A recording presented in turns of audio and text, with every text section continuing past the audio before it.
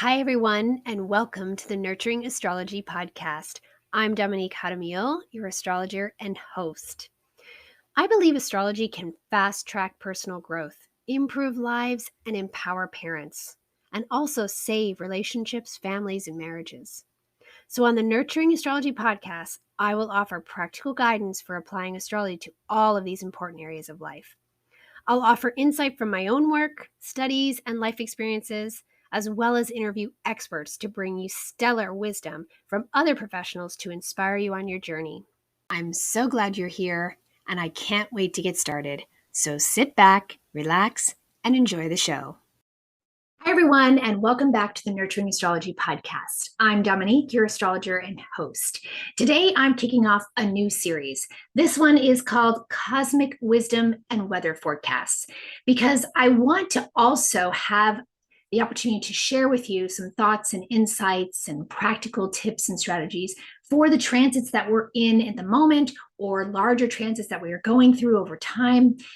And I want to be able to serve more than just my parents. Of course, I love sharing with my parents and my mamas because conscious parenting and astrology is my passion. But I want to offer some great insight that I can also share beyond that with everyone. So this episode, we're kicking off with Maria Riegger from Positive Parenting with Astrology here on YouTube. So this is a great conversation. We really dove into the breakdown of this entire transit with tips for the different aspects it's going to be making during the retrograde time, the direct time, the whole enchilada. You might want to grab a pen and paper, very mercurial, Mars in Gemini, and write some things down. I'm literally going to have to watch this thing again and make my own notes. It's worth listening to twice. I can tell you right now, you're going to want to listen to it twice, which is perfect for Mars in Gemini. So no further ado, let's dive in and let's talk with Maria Riegger. Hi, Maria. Welcome back.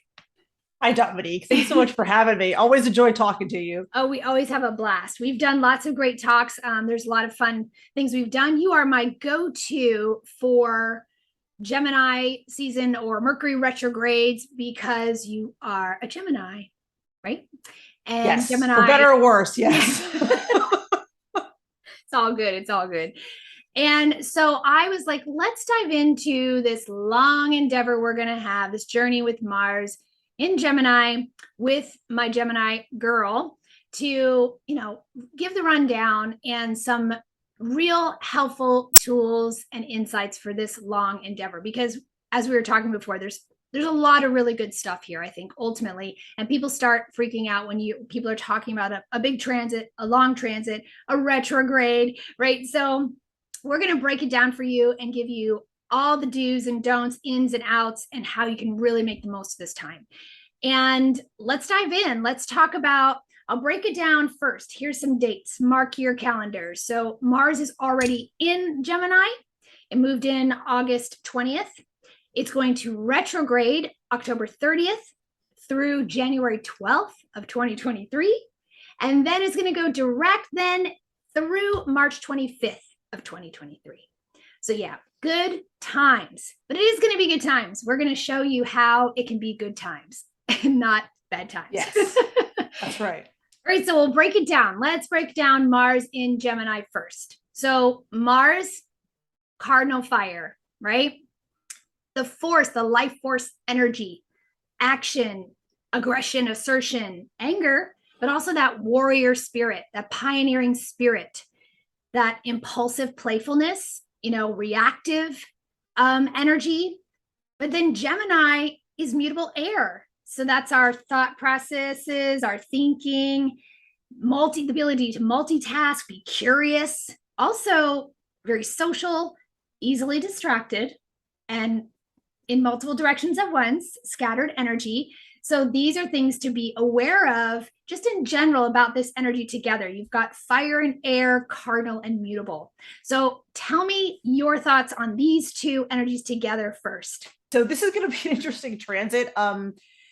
So I like to think of Mars and people with a strong Mars or strong Aries as wanting to like assert themselves in the stage of life. It's very action oriented energy, as you said, right? About getting things done. It's a get up and go energy. It's a pick yourself up by your bootstraps. Let's get this done.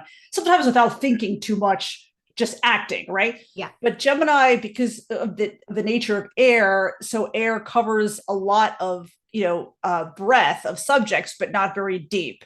Doesn't have as much staying power as the cardinal energy, right? It's a sign that tends to overthink, gives a chart holder kind of this propensity to overanalyze, overthink, almost to the point of decision paralysis. So that's why people with strong Gemini energy have this kind of bad reputation of like changing their minds. It's because they're always taking in and evaluating data.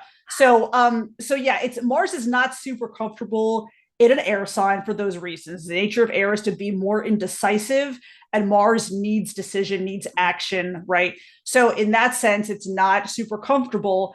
However, as you stated, I think this overall is going to be a positive, generally positive transit for everyone.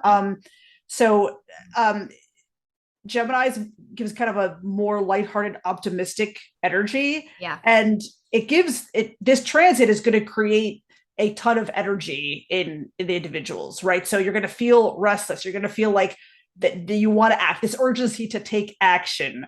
So we caution you to kind of think about that, but not think too much, because with the Gemini energy, you can be thinking so much to the point of just complete paralysis. Yeah. And we don't want that either. Right.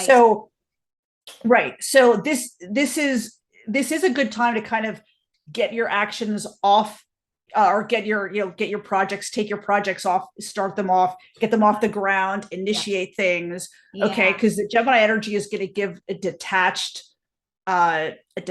energy to this transit. So as opposed to just the nature of fire, which is just to act without thinking, it's going to give you this detached energy where you can take a step back, kind of step outside yourself, and think about things before you take the action, right? Yeah. So and also the nature of air feeds the fire, right? So the Gemini energy is going to fan the flames of Mars here into action. Yeah. So this is a good time.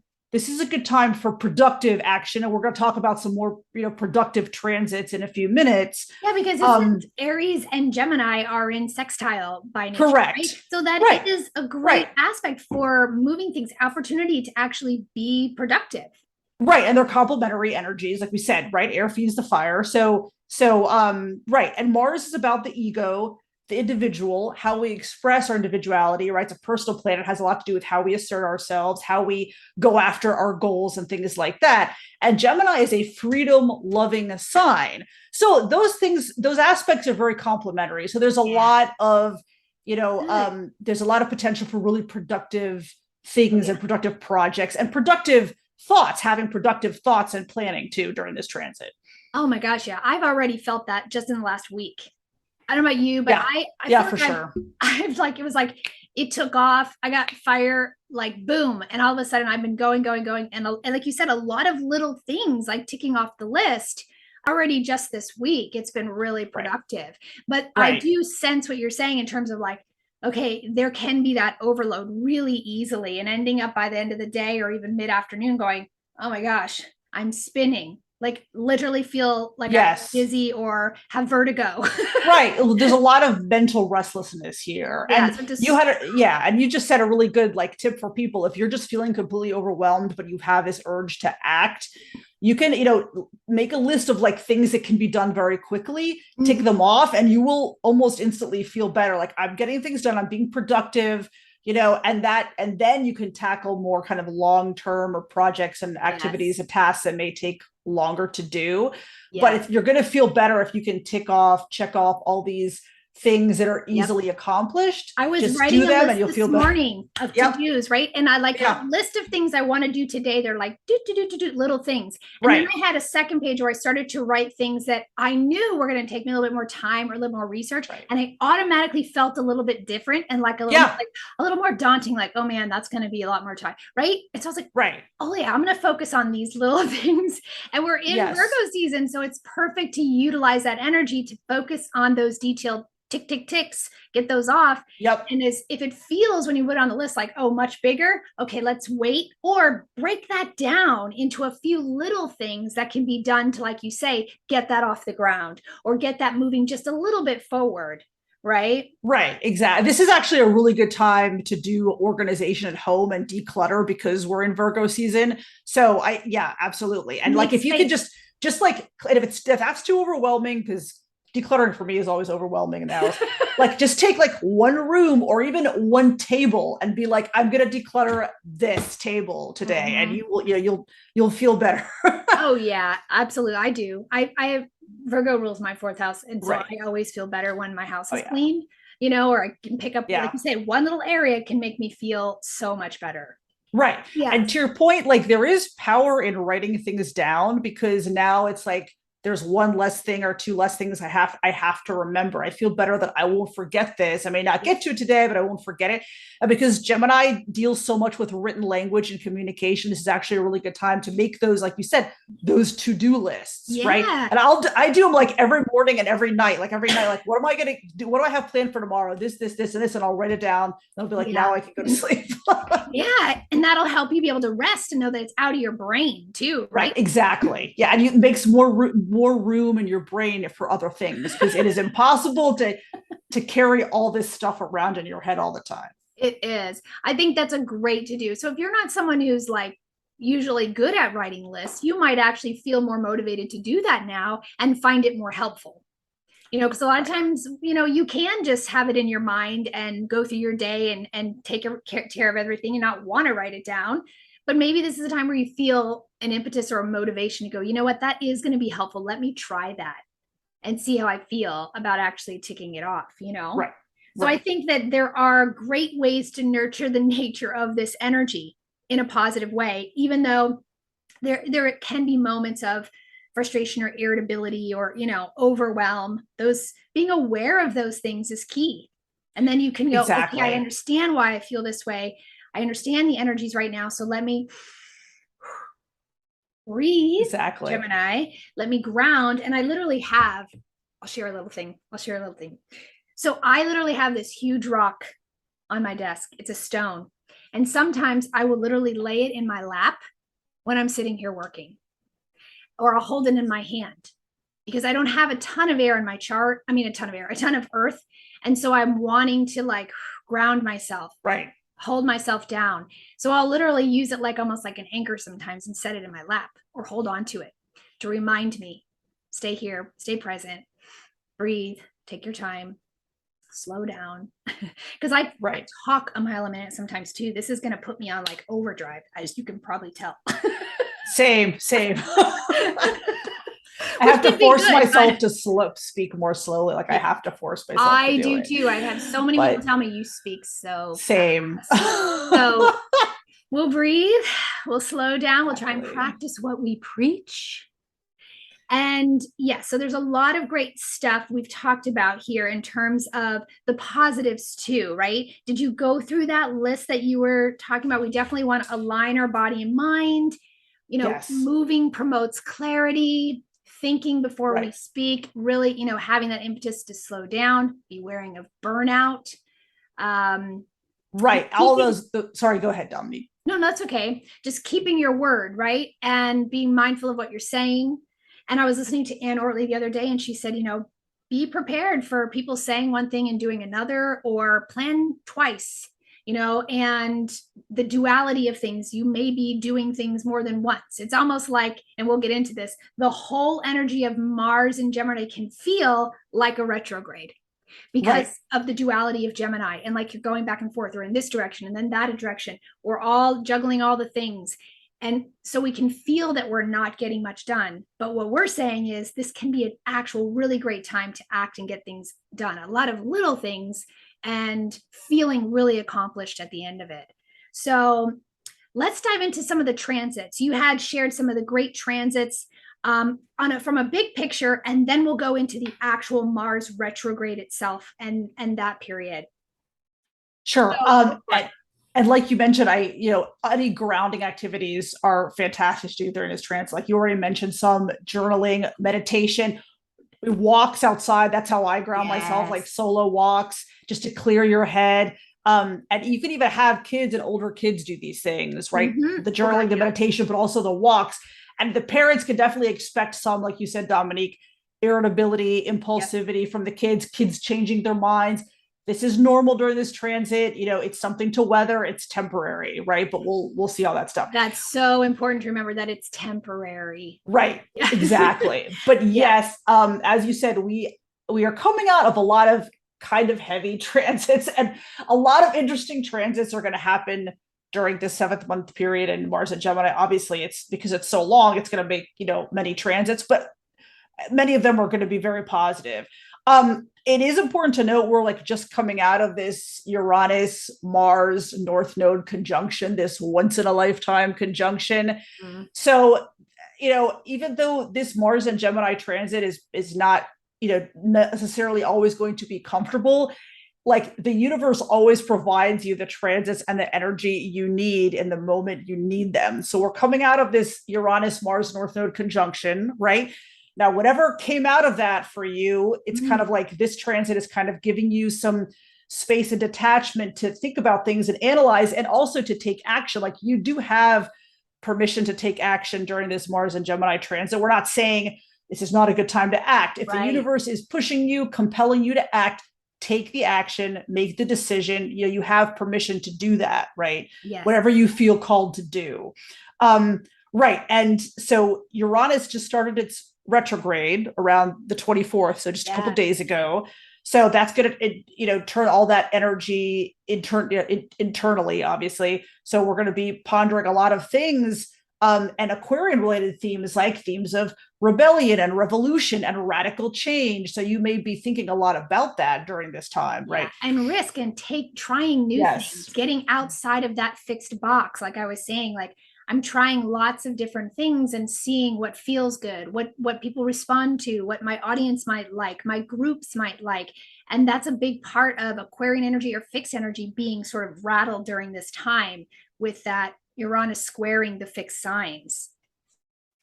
Right, exactly. And then we actually have tomorrow, Mars will be squaring the sun. Mars and Gemini will be squaring the sun in Virgo, right? So that's not a super comfortable transit, obviously, but it's short-lived, okay? And it may be difficult to reconcile those energies, but again, you don't have to make any decisions or take any actions right now, okay? Think about it. Then we have the new moon in Virgo happening, which is new beginnings and new projects. Again, a great time to get out your journal and write down everything you want to accomplish over the next 30-day moon cycle, and also over the next 7 months, right? That Mars is in Gemini, because you will have the energy to get things done. Yes, and I even had thought about writing intentions tomorrow, about having the intention to slow down and take the physical action that will allow me to have the clarity of thought, so that the answers to my questions, or what to do or when to do it, kind of can come in. And setting up Virgo routines and good habits that set you up for this long journey. So here we are, it's squaring into tension, going, okay, what can I do to really set myself up for success for the next 7 months, and what kind of really good habits and routines and things can I get in place that will actually help me stay grounded and focused, and being able to really harness the energy of this transit for the best, for my life, for my family, for my kids, all of that. Right. It's a great time to do that. Absolutely. So yeah, we'll have the new moon Virgo. Then Mars will make a sextile to Jupiter. Right after that, Mars will make a sextile to Saturn. Okay, that's very exciting. So when Mars is sextiling Jupiter, you're going to see like all these possibilities for yourself opening up, and that's going to be very exciting, right? Your horizons are expanding, your worldview is expanding. That's fantastic. So use that energy to kind of plan and even daydream about like all the possibilities, right? Because literally, if you follow law of attraction principles, which we do, like, almost anything is possible in the universe, as long as you can dream it and believe that it happens. So that's a really good transit to kind of just think about all the possibilities that are open to you. Very exciting. So right after that, Mars will be sextiling Saturn. This is a very productive aspect. It's also a very good aspect for long-term relationships, because Saturn gives long-term relationships a lot of staying power, right? Saturn connections, Saturn transits. So that's going to be very, very productive. Yeah, I don't know if there's anything you want to say about that, Dominique, before we talk about the rest of the transits. I'll talk about the final Saturn Uranus square, which is kind of a big deal. Yes, that is. No, I think those are great. The Mars, those positive aspects to those outer planets. That was something that we were talking about before, is that all these outer planets are retrograde now. And so you've got that happening, and Mercury will go retrograde, but you do have the impetus to act still, like not to get caught up in all of these, is it time to do this? Is it time to do that? Like you said, if you're feeling that energy and that impetus to act, go for it. Don't worry about the transit. Don't worry about it. Right. And being really mindful, if you feel like when in doubt, don't. That's my theory, right? If you're really doubting it, then don't, then wait, give yourself some time. But if you're feeling really compelled and energized and excited, don't let that hold you back. Right.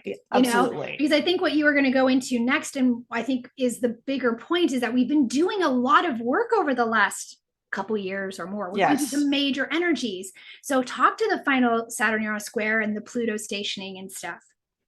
Yeah, so it gets a little bit heavy later on, but also all good stuff at the end of the day. Yeah. So you guys have probably heard, Saturn and Uranus have been kind of, we've been through a couple of Saturn Uranus squares. We've had 2 of them. The second one was on my birthday. It was fantastic. Of course, I have Uranus square Saturn in my natal chart, so it's like business as usual for me, right? Yeah. But yeah, the final big Saturn Uranus square is coming up in like late September, early October. So because this is the last one until around the year 2043, any issues that were brought up in the previous 2 squares, this is kind of like the final act. So hopefully, and we had more of them the year before. There was like 7 in that one. Yeah, we had like a ton at some point. Yeah, this is like the last major one. Right. Yep. Last major one. Because it's been a much bigger cycle. So, and I know a lot of people feel like these last few years, we've all felt like so rattled and forced to make so many changes that we are kind of coming to the end of that and settling into what those real changes are for us and how we want to move forward or structure our lives from here. Right, exactly. So hopefully this gives you, after the square, you'll have a little bit more clarity on how to do that, right? Especially you could still be utilizing the Mars and Gemini energy and the transits that we're about to talk about for that. Speaking of, around October 8th or 9th, Pluto finally stations direct. That's a good thing. Yeah. At the same time, there's going to be a full moon in Aries. This is like a strong culmination aspect, right? Pluto's stationing direct. So hopefully all the wounds you had to clean out are going to be mostly cleaned out. And the full moon in Aries is like, this is the culmination of you. This is you, the individual, the ego at your best, embodying the highest version of yourself right now, right? And if you want to raise your vibration instantly, this is actually a law of manifestation practitioner actually taught me this. That's what you say. I am embodying the highest version of myself right now. So this aspect, kind of this dual aspect, is really representative of that statement. Like, this is a very strong, powerful aspect of culmination and self-realization. I think it's going to be very exciting. A little heavy, but very, very exciting. Powerful. You feel the weight and also the power of that. I got chills. I got chills like that. I think that's very awesome. Powerful. So very powerful transit. Say that statement one more time. It's, I am embodying the highest version of myself right now, or at this moment. Yes. Right? I love it. Yeah. Okay. I'm gonna write right after that, about a week and a half after that. So around the 20th of October, Venus is going to square Pluto. Not always a comfortable transit. Okay. Right. So be mindful of relationships. You don't want to say anything too cutting or that could be construed as too hurtful, right? There's a tendency to be overly jealous or possessive anytime kind of Venus and Pluto do a kind of a hard transit like that. Yeah. So all your one-on-one relationships, you want to be really careful. I have a Scorpio kid, as many of you know, Dominique knows. So, when he was little, sometimes he would say cutting things just to like hurt me because it's or get a reaction. It's the nature of the sign. When they feel like when they're emotionally hurting, they will try to emotionally hurt someone else. And once you understand that about the sign, not to go off on a tangent too much, it becomes easier the weather. Yeah. It's not really about you. It's about the fact that the person saying the statement is emotionally in pain for some reason. Able to detach from that. Exactly. Personally, that's true. Right. But so Venus square Pluto, yeah, it's a temporary transit. So just watch your words and your actions in one-on-one relationships around that time. Yeah. And then 6 days later, on October 26th, we have the solar eclipse in Scorpio. Yep. And I know, Dominique, we want to talk a little bit about that right now. Yeah, we move into eclipse season. I know it's going to be a big focus. And I know, again, these are things people hear about and they start to like stress about it, already. What's going to happen? What's going to be the big change? Because eclipses are inertia shifters, right? But we were looking at, well, hey, what's Mars doing during this time? Because it is the ruler, right? The ancient, ancient ruler, the modern ruler is Pluto. But Mars is actually going to be trine Venus conjunct the sun in Libra for this eclipse. And that's really positive energy. And that brings a lot of opportunity to act and do things from this new place of, like you said, on the other side of this Aries full moon, and really embodying who you truly are and and feeling empowered in that. And then starting to go, okay, I feel comfortable making these changes or these statements now about what I want for my life and for who I am. Right. And once you're accepting of yourself, the highest version of yourself, now you can bring that to your relationships, because that's what we want to do. Ideally, we're bringing, you work on yourself before you work on your relationships. That's the old adage, right? So you want to bring the highest version of yourself to your relationships with your kids, with your partner, with everybody, right? Yeah. And like something I talk about a ton on my channel is like, if you, as the parent, if you have any healing work to do from your own childhood, you need to do it. Having a kid will force you to do it, right? Yeah. Otherwise, you just perpetuate old cycles. Yeah. But yeah, this is really good. The Mars trine and Venus conjunct the sun will be a really good aspect for relationships at the time. Yeah, especially Venus and the sun being in Libra at the time. Yeah. Yeah.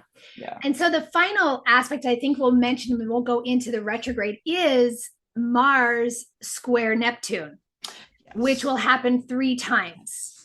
Once October 10th with Mars still direct moving forward, and then once when it's retrograde, November 14th, and then again on March 10th, 2023, direct. And this is warnings of disillusion and maybe acting out of fear rather than inspiration. And so I think that's a good one to note, those dates, because we are, if you really lean into the inspiration and the possibilities, as we even have our full moon in Pisces next month, to really lean into the possibilities and trusting the signs and signals and that things will work out. I think trusting the universe is, not an easy thing to do, even for the people who believe that you're co-creating with it, right? But really leaning into that and not taking action out of fear, rather than really feeling that it's a true calling for you or true inspiration. And yes, there's a lot of uncertainty and unknowns about what can happen. So Mars and Neptune can be like fear of the unknown. Absolutely. And making actions out of fear rather than feeling like, oh, possibilities, maybe this, maybe that. Right. I feel really called and I'm feeling really aligned and I know who I am now, and I have to take a chance. I have to take a risk and trust the universe has got me, and that I'll be caught, or I'll be supported, or I'll be guided just the way I'm supposed to, to be. So I do think that's a huge kind of big one to pay attention to over the course of this larger transit. Absolutely. Right. With Neptune, Neptune tends to fog or cloud issues. So you may not have all the answers, but like you say, the upside is it gives you the power to dream about these endless possibilities, and absolutely let yourself dream during that time. Right. And and I tell this to my uber Pisces son, okay, who happens to have Neptune's been going over all his Pisces planets for the whole most part of his life here now, right? So, and I tell him, you have this powerful imagination. It's amazing. And the stuff that comes out of there is so cool and inspiring. But at the same time, he recognizes that can be his own downfall. His mind can create worst case scenarios. And then he's afraid to do things, or he gets really nervous and scared or worried unnecessarily because it's all the imagination just running wild. So exactly. I do have to pay attention for him with this aspect squaring for him. that he's going to have those moments of, I'm afraid, when he's not really afraid. He's just created this, fear of his own making, this nightmare of his own making. Right. Right. Yeah. Catastrophizing and things like that. Right. Yeah. Yeah. So I feel like that is something I realize now I'm going to have to be very aware of for my Right. son as Exactly. much as for myself. That's a good point. So let's Exactly. dive into Mars retrograde. Mars retrograde. Mars retrograde. It'll go retrograde like literally the day before Halloween too. Yeah. So everybody have a safe Halloween. Yeah. Yeah. Right. So Mars will be retrograde. Let's see, October 30th through about the middle of January. Yeah. Right. Yeah. Right. Okay. So what do we say? Um, there is the potential because Mars is going to be a Gemini, and Gemini is, associated with like, quick witty banter, but also sometimes sarcasm and snark. So you want to be really careful. God, my son, he's a moon in Gemini and he's Mercury conjunct the sun. He has a comeback for everything, literally everything. Well, he's going to have more now. Oh yeah, I can't wait. I can't wait. Let me tell you. Anyway, so with Mars retrograding in Gemini, there's going to be the potential for these kind of cutting, sarcastic, snarky comments. Mm-hmm. So parents, be careful. Be careful with talking to your kids, talking to your partners, talking to people important to you. You want to check yourself before you let those things right before you wreck yourself, right? Or before you say things that you're going to regret later. Because like I tell parents, saying stuff like that may make you feel good to blow off steam for a few seconds, and then you're full of regret, right? It's happened to me. I'm full of regret, and then I feel terrible. So just think about it. Think about it in your mind. Say it to yourself, before saying it to your kids and your partner. So and there's also the tendency for passive aggressive comments. Gemini is an energy that does not like direct confrontation. Like air, it goes around obstacles. So being passive aggressive can be very strongly associated with Gemini energy. I've had to learn to, not to be passive aggressive. So, but with the Mars and Gemini retrograded, there is the potential for those passive aggressive comments, which are not helpful. If you have an issue, take a cue from the Mars energy and hit it, address it head on. Yes. In a kind, loving way, but address it head on. Don't be passive aggressive, make passive aggressive statements. Because when parents do that to kids grow up and they be passive aggressive, they continue that, and it's a failure to communicate ultimately. So you want to be very careful about that. Be clear about what you're communicating in a loving, kind way, but be clear about it. What we said, watch your words, your tone, your temper. Where Mars is involved, there's always a possibility for, emotional overreaction. Watch all that stuff. Yeah. And so you to overreact, think before you act, definitely even more. Throughout the entire Mars and Gemini transit, you want to think before you act. When it's in retrograde, even more so. Be very careful about that. Yeah. With Mars retrograding, it's a good time to study and reflect because Gemini is involved. Good time to study. And like we said earlier, you can take any action that you feel compelled to take. You can take it, right? If the universe is basically forcing you to take an action, take it, but don't act for the sake of acting, especially when Mars is in retrograde. Like we said, if you have just an overabundance of energy, go for a hike, do something physical, write down your list of stuff, do the easy things first, all those things, but use the energy productively, right? Yes. So those are kind of the big Mars retrograde tips. Anything you want to add, Dominique? Well, I think you hit a lot of the great stuff I would have said too. And I just want to reiterate that I think we said this already. Double, right? Might say it again. Yep. You might be repeating yourself. Note to self. But also that because Gemini is a dualistic sign, we're going to feel a little bit like we're in a retrograde period this entire time. We might be doing things more than once. You might need a backup. You might be having to, redo things, do things over. I always say, make plans and go for it, but then kind of maybe allow, hey, this plans might change. If you warn people that you might change your mind or you're not real sure, it's the nature of the time we're in. Maybe then feelings aren't hurt so much if you do have to change your mind or plans do get messed up, right? So I do feel like what you're saying here about Mars retrograde and the snarkiness or the passive aggressiveness, these comments can be very much the little irritability, the things in a day that can tick you off real quick. Like I've already had a few of those scenarios and I've heard stories from other people, right? Then it's really noting, okay, so let me just take a beat here. Right. So I think that all the things that you said are things we also can be very aware of during this entire entire Mars and Gemini season, but it will become stronger during that retrograde portion.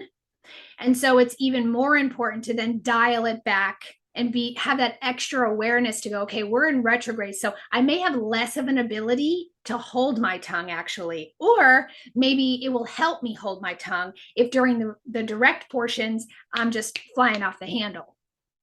Right. So it can be either way, depending on your nature, how much air you have natally in your chart, how much you pop off in real life, or how, it might give you the impetus to finally speak up if you're not somebody who's able to typically do that, and say no more often than always yesing, right? So there's a duality in this. There are literally both sides of the coin here to be aware of, and knowing your own chart and your own nature helps you understand how to tune in and hone in for making the most of it for yourself individually.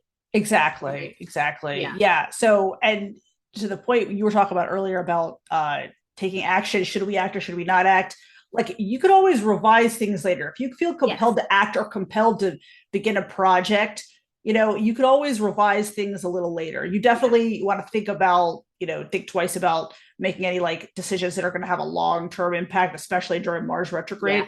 But anything else, especially starting new projects, starting new businesses, if you can take some steps toward that and always revise as you go. I mean, so much of that, especially entrepreneurship, things like that, is learning as you go and what works and what doesn't work. So don't, I see a lot of people failing to act because they're perfectionists and they only want to act once when it's perfect. That is so just difficult to do and near impossible. Look, it's just not, it's not going to happen. Everything is not going to be perfect the first time, and that's okay. Right. Especially during Virgo. Good message during Virgo season too. It really is. It really, really is. And I'm guilty of it. And I have to say, it's like being aware of the energies of having to shake things up, break things up. It's like, to make the change, or the change, it will change you. Like, you know what I mean? So be the change or be changed. And I think that that's the inspiration, is to just go for it, to let go of the needing to be it perfect. And I'm definitely working on it myself. I definitely have that impetus to, want to be prepared and make sure that it's all good, all, right, have the right answers, the right things to say. And now it's like, got to throw that caution to the wind. And it's actually more honest and vulnerable to be like, I don't know. Just don't know. I'm doing my best here. I'm trying. These are my thoughts. And I'm not real sure how that's going to manifest. I mean, look, nobody gives you a guide on how to parent, and nobody gives you a manual for life either. Even if you're, whether you're a parent or not, nobody gives you a manual for life. We're all figuring this stuff out. I did a great interview with Molly McCord this week, and we really went into that. It's like, you do have this great manual for your child. There's such great information to have, but ultimately it then gives you the freedom to relax and realize this child has its own journey, its own soul, and we can't know 100% what's going to happen. We're not supposed to. The idea is to learn as we go, but this knowledge and understanding of the framework of our children, it does give us information on how to respond. Mars and Gemini, gives us information on how to react, how not to react, the kinds of questions to ask or not to ask, the kind of space to provide. It gives us direction. And that's a manual, directions. It doesn't mean that when you do, you do follow the steps, that it's going to come out a specific way. It's not like putting a piece of furniture together. And even that you can get wrong, right? Oh, it's all wonky, you know what I mean?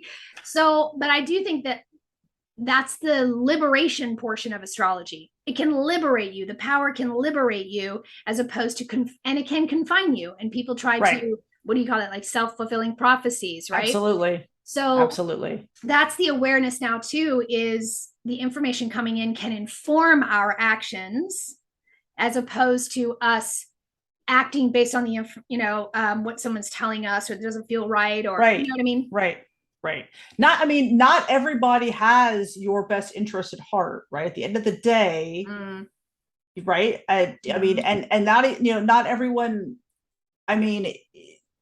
not everyone is going to understand who you are, the individual is, right? Especially those of us who, are more reserved, Capricorn moon, about feelings, and find it very difficult to be vulnerable. It's hard. Like, I feel like it's hard to be known, but that's also kind of my own making because it's just my nature, right? Yeah. So, but not everybody, don't assume that people are going to know you 100%. Like you have to state your truth too, talking about the power of words and the power of communication, right? So all that stuff's important. Absolutely. And speaking of communication, what a great segue into what I was looking at in terms of a huge proponent of this to be aware of. And that is that Mars in Gemini is ruled by Mercury. So what is happening here is Mars will be answering to Mercury for the next 7 months. So you can't not pay attention to what our friend Mercury is doing. And we already know he's in Libra now and about to go retrograde, but in dualistic fashion here, there will be 2 Mercury retrogrades during the passage of Mars through Gemini. I mean, I feel like it's cosmic. It's meant to be that we have 2. Like it was supposed to be. Yeah. Like you said, the duality of it. The duality. So we have 2 Mercury retrogrades during this larger phase. And the first one coming up here in Libra, back into Virgo, and then in Capricorn at the very end of the year, December 29th, it goes retrograde into January of next year. So it's important to pay attention to what Mercury is doing at any given time because it's informing our actions. It's giving us even more information about how we feel about what we're doing or if what we want to change or how we're speaking, how we're, communicating with others. And definitely looking at sort of the aspects of it. Like we know that Libra is a sister sign to Gemini. So there's some positives here to this, the ability to really communicate well, to have compassion with our words and kindness. And then when it moves into Virgo, even that's a ruling sign. So it's like you said, getting our health in line with our minds and bodies. That's a positive, right?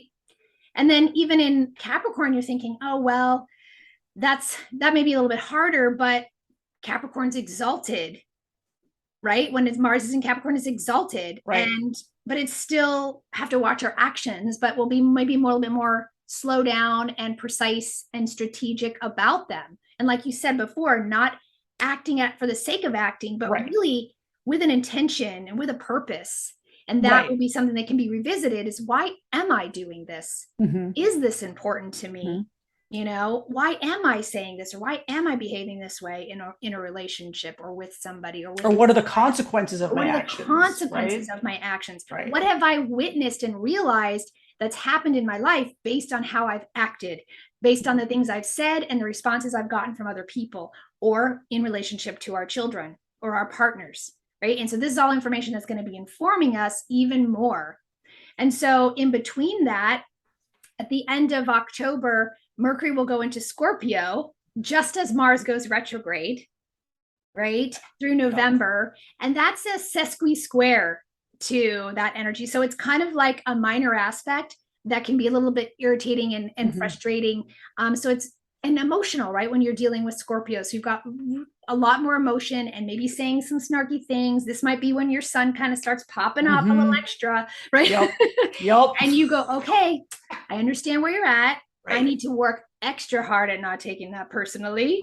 And know that you're just really feeling this energy intensely too, and being mindful of your words during that time. And then in November 17th through December 7th, Mercury will be in Sag. So it'll be opposing that Mars. You'll go through an opposition there. And so it'd be like, okay, am I saying this and doing that? Am I asking for that? And then not really following through on my part? There's that push-pull, right? That could come in to play around the end of the year. And then, like I said, the Capricorn, I move into Capricorn and it's like, oh, we're at the end of the year. That's when we start doing our assessments, our year-end, evaluations of what we've accomplished, what we want to do next year and start working out. Hey, what's the plan for 2023, man? What do I want to do? Where am I at now? So it's always a good time. And so I think it's kind of perfect that Mercury's retrograde during that time because that's what everyone's doing. Absolutely. That's going to be very supportive energy for that. The year in review, like, is this year what I wanted it to be? What can I do to improve for next year? It's just a really, really supportive energy for that, for sure. Yeah. And then just to get you into the next year a little bit, Mercury will be in Aquarius for February 11th through the 3rd. That's a trine, another fellow air sign.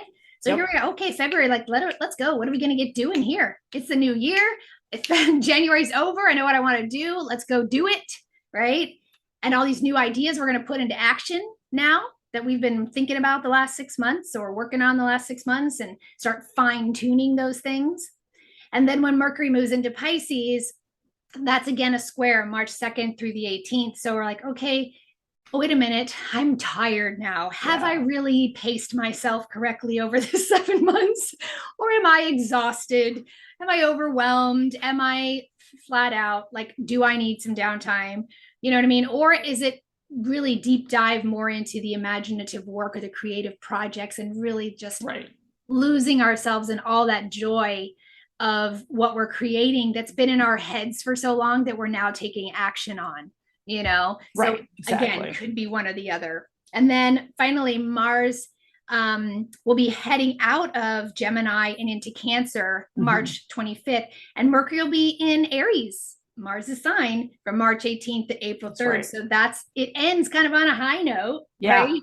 Yeah. So it's really cool to be like, sweet, like, let's go. I'm like really on fire now, So I really feel that it is important to pay attention, this mind-body thing with Mars and Gemini, and then realizing what's happening with Mercury at the same time we're following this Mars cycle can really help inform us and guide us in how we take action and when, and really making sure that we're tuned into why we're taking the action, the search for the curiosity of why we're doing what we're doing. Exactly. Right. Yeah. The Gemini energy gives you a really supportive, way of doing that, of detaching and acting and considering, is this, like you said, is this what I want to be doing? Am I, is this how I'm handling my relationships? Is this how I'm handling like my life in general? Right. My job, whatever it is. Right. And these Mercury retrograde periods are really like you said, like good opportunities to revise and review any actions that we took during the Mars in Gemini transit and continue to take. So those are periods of to review, reflect upon that, and make any changes necessary. Not everything is final and finite. So you can change your mind about things. So as long as you kind of realize that not everything is finite and final, then you kind of give yourself a little less pressure, take some of the pressure off of yourself.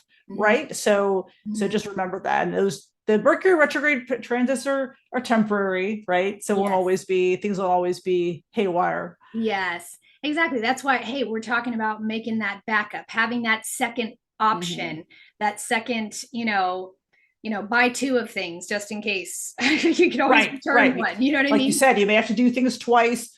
Yeah. Even with when Mars is in Gemini during the Mercury retrogrades, there's always a potential for technological snafus. There just is. I had one earlier today. So as long as you tell yourself that, take it in stride, don't let it get to you. Exactly. I mean, we are talking Mercury here that Mars is answering to the entire time. Yep. So there's miscommunications on multiple levels.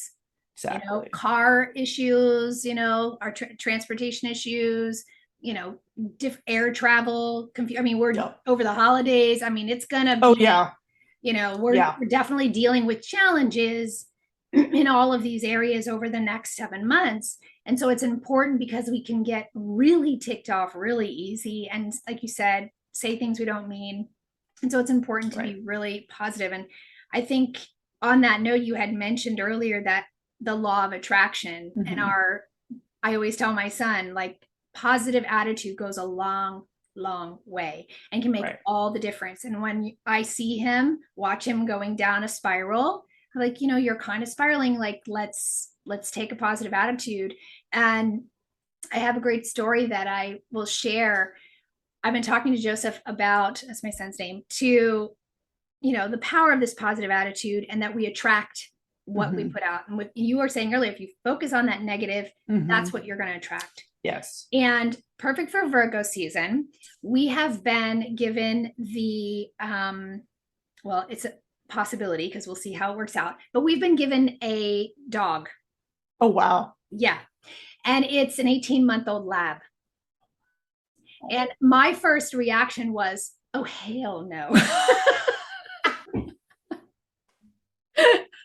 because guess who's going to take care of it? All the I know. Oh yeah, I went right down the rabbit hole. Yeah. And I was like, oh yeah. Okay, wait a minute. And then I thought about it's Virgo season, how I really, my child's age, the positive attitude. If I have these negative things and thoughts about what it's going to do to my family, it will do that to my family. So I have to take this positive attitude and look at the things that it can provide. Us getting out as a family, my son stepping up and taking care of this animal, walking, us all getting out and getting more physical activity, the joy of the dog could bring, right? There's all these great things about it. And so I've been working on shifting my own mindset around it so that I can be an example for my son. And we went yesterday and bought a few things because he's supposed to come this weekend.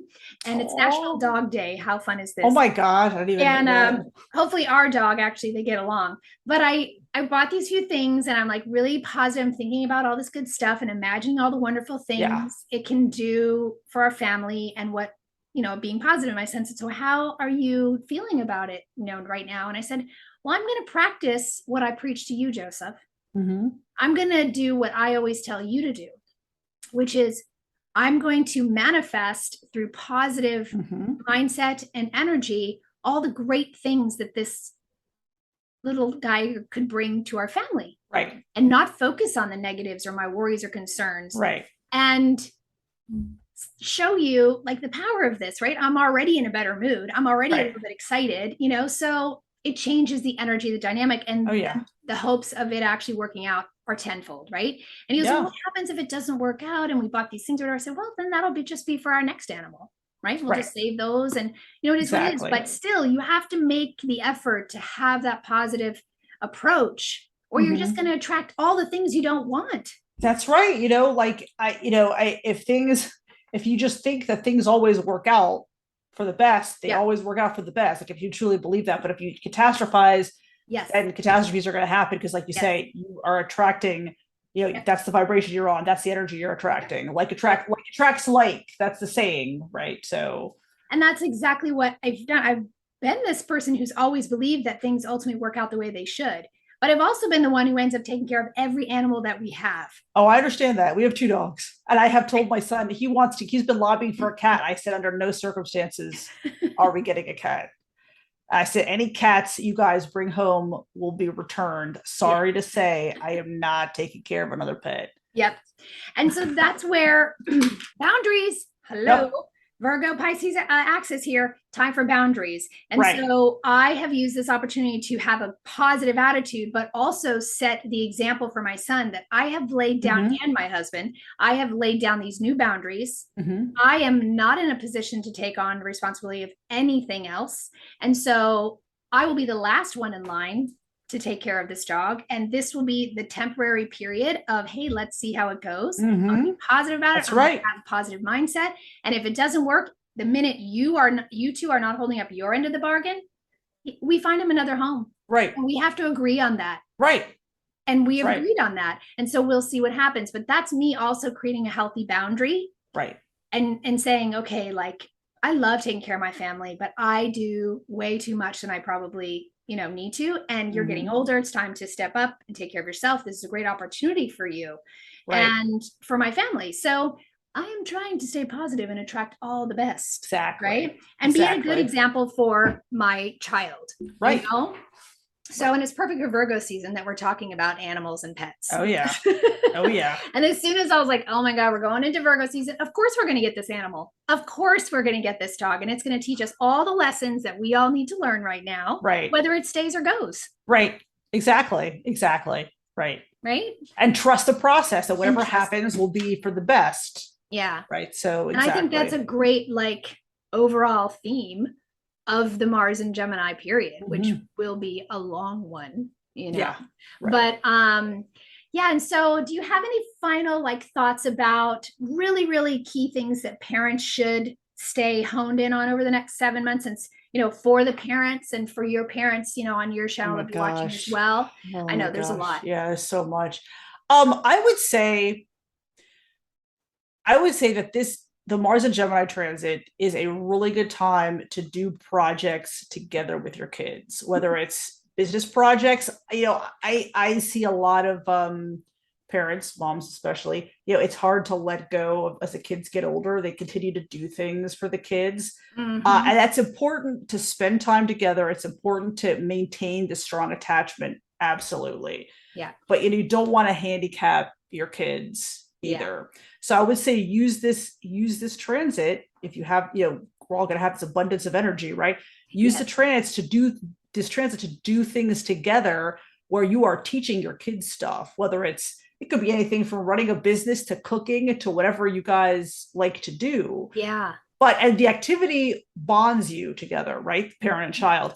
And I always say to parents, especially for boys, boys bond through competition. So any games or new sports or anything that you can do together, all that's good stuff. So use the energy to have these bonding experiences with your children, right? So as they get older, that you maintain that strong attachment with them, because kids still need you even as you get older. I had a few reminders of that this week, and my son is almost 13, that even as they get older and they seem to be more independent, they still need the parents, right? The presence of the parents. So they still need you, even though it looks like they don't, or they think they don't, they still very much need you. So they still very much need the attachment with a parent.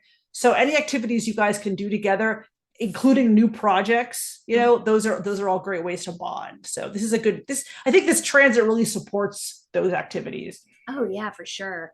And then if you're busy, I definitely think setting up more play dates, right, with friends. Absolutely. And getting them out doing activities to burn off that extra energy, so they can settle at night and calm their little minds, being really physically activity and with their friends or sports. Baseball season starting back up, getting back out and getting physical. And especially with school, they're all in school now, and they get, sitting all day is hard enough. Right. So there's additional anxiety, and I've noticed that just in 2 weeks, my son gets out of school, he's like, Oh yeah. So having those outlets for them to really burn off the day a little bit and settle. Right. And I like that attachment thing and being able to do things together, and being able to have good conversations about what's frustrating you, what you're upset about, or what's irritating you and why. The same way we're processing this stuff for ourselves. It's like, the kids, he's adjusting to a new school, a new grade, new friends, new subjects, and feeling really overwhelmed and stressed. And then it can come out as anger and talking back, and the thing, and struggling with being able to handle what they're feeling. Right. Absolutely. Getting angry. There'll be a lot of a lot of mental energy, a lot of overstimulating energy they're going to be feeling. And the kids don't always have the words to explain what they're experiencing. So I would definitely caution parents, like you say, to be extra sensitive and extra understanding about this. And instead of reacting, like thinking about it and being curious about why are they acting like this, and then check in with your kid. Hey, is there something going on? Like, do you want to talk about something, as opposed to reacting? Oh, you talked back, blah, blah, blah. Right. So you want to really get to the root of what's happening. Yeah. And if your little ones, when they're talking, they usually, a lot of them are really smart in being able to tell you what they think or what they feel, out of the mouths of babes, right? You're going to get it straight. Oh yeah. Absolutely. For sure. And you're like, oh yeah, they checked me. That's true. So there's that. And then if you have little ones and they're still, they have a hard time communicating, or they're more shy or slow to warm up, or they aren't talking yet, you can still feel that in their energy. You'll be able to sort of sense that frustration. There's more crying and whining, unhappiness, and you can see they're restless and they need to do something. So it's like, get them moving, get them outdoors, moving, running. It doesn't have to be a sport. Just get them to the park and let them play. Freedom. Exactly. To meet other kids, to play, to to be curious about the world. So that, I think, that physical and mental alignment, really paying attention to the physical responses based on the mental overload or overwhelm, as you said. Oh yeah, absolutely. But all in all, I think this is going to be a really positive transit for most people. I do too. Really positive, really productive. With all the aspects it's making, it's just going to be, has the potential to be an extremely productive transit for, you know, emotions as well as kind of more practical things and projects with all the Yeah. transits and stuff, Pluto going direct. So a lot of really good potential here. I think so too. I was, you know, nervous about it like a lot of people, kind of Yeah. Oh, yeah. projecting Me into too. the like, oh my gosh, you know, and if you look at the world and all that stuff, but I'm like, after diving in a little deeper and looking at the big picture, realizing, no, there's a lot of really good stuff here and a lot of really great possibilities for, you know, personal achievement, for Mhm. making real progress, to understanding what our motivations are and why we're doing what we're doing and living in the way we are, or relating in the way we are, or connecting Mhm. the way we are. And yeah, certainly for me, I'm excited about having a lot more conversations with you. Oh, yeah. And, you know, doing Very talks excited. like these, you know, these cosmic wisdom and weather. Right. I think it's really important to like talk about the weather, and in terms of, you know, how we can prepare and how we can really make the most out of it and nurture the energies of the astrology for our own well-being. And you have been stellar at bringing so much great insight to this big transit. And I'm so happy I kicked this off with you and my Gemini girl. And I'm sure we'll do more for sure. And definitely let us know if you're liking these kinds of shows, and we'll do more of them. But I thank you so much. This was great. I feel like there's a lot of good stuff here. It might even be worth listening to twice. Oh, yeah. Thank you, Dominique. Right? I'm going to listen to this twice. I feel like there's a lot of good stuff here I might have missed, right? Let me go back and listen to that again. So, you know, tag this one, keep it on file for the next 7 months, and come back to it, right? So thank you so much, Maria. And I'm going to definitely be in touch. We're going to do some more of these great shows together. Fantastic. Would love to. Thank you. Awesome. Thanks, everyone. And we'll see you on the next one.